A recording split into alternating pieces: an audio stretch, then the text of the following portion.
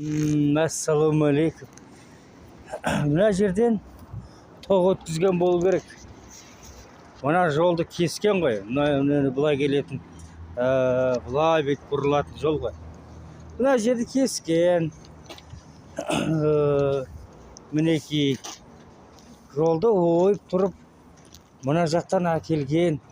Бұлай мына ненің жолдың шетіменен тоқ жүргізген, кәбіл тартқан ғой. Аны құдай білсін қалай қарай тартқан. Енді сұрақ.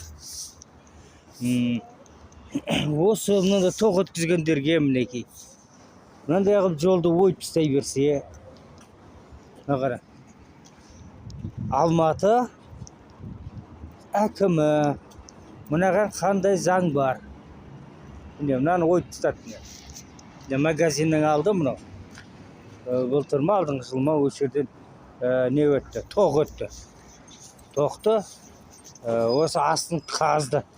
Әне қара, ана әрең өтіп жатыр. 17-ні асты тиін деп әрең өтіп жатыр. Енді қара, осындай тым жақсы жолды қазып тастағанға қандай заң бар? Құрметті депутаттар, Қазақстан Республикасы.